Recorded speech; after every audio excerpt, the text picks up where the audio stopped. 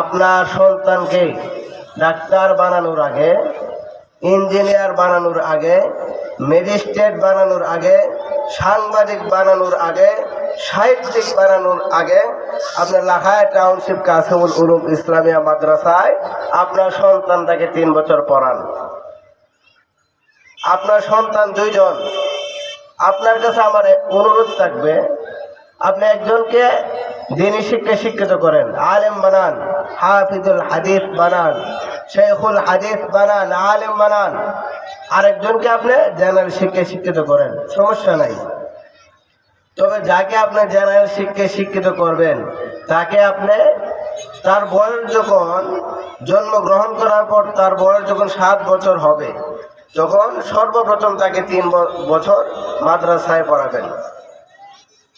3 বছর মাদ্রাসায় পড়ানোর পর তারপর আপনি স্কুলে পড়ান, কলেজে পড়ান, ভার্সিটিতে পড়ান, সাংবাদিক বানান, সাহিত্যিক বানান, ইঞ্জিনিয়ার বানান, ম্যাজিস্ট্রেট বানান, কোনো সমস্যা হবে না।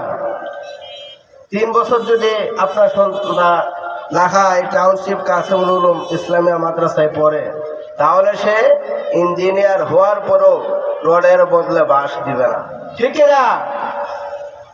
সে ডাক্তার হওয়ার পরও সে দুর্নীতি করবে না, ঘুষ খাইবে না। সে ম্যাজিস্ট্রেট হওয়ার পরও দুর্নীতি করবে না, ঘুষ খাইবে না। সে 5 ওয়াক্ত নামাজ পড়বে, সে দাঁড়িয়ে রাখবে। পক্ষান্তরে যদি আপনি আপনার সন্তানকে যখন 7 বছর হবে আপনি মাদ্রাসায় না পড়ায়া আপনি স্কুলে দিয়ে দেন, ক্রমান্বয়ে কলেজ, এরপরে ভার্সিটি, ডাক্তার, ইঞ্জিনিয়ার, ম্যাজিস্ট্রেট বানাইলেন, কিন্তু মনে রাখবেন এই দুনিয়া অস্থায়ী। একদিন আপনার সন্তান দুনিয়া থেকে বিদায় নিয়ে যাবে, আপনিও এই দুনিয়া থেকে বিদায় নিয়ে যাবেন।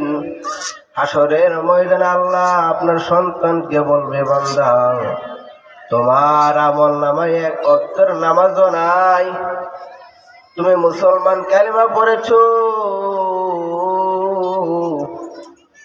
তুমি কেন 1 ওয়াক্ত নামাজ পড়লা না?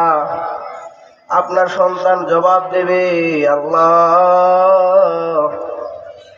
আমি তো নামাজ পড়েছি, মাঝে মধ্যে জুমার নামাজ পড়েছি, ঈদের নামাজ পড়েছি। আল্লাহ পাক রব্বুল আলামিন বলবেন, তুমি নামাজ পড়েছো ঠিকই, কিন্তু তোমার নামাজ আসমান পর্যন্ত পৌঁছে নাই। কারণ হলো নামাজ ভঙ্গের যে কারণগুলো রয়েছে এর মধ্যে প্রথম কারণ হচ্ছে নামাজ অশুদ্ধ পড়া। আপনি যদি আপনার সন্তানকে 3 বছর পড়ান, লাখাই টাউনশিপ মাদ্রাসায় পড়ান, তাহলে আপনার ছেলেটা সুন্দর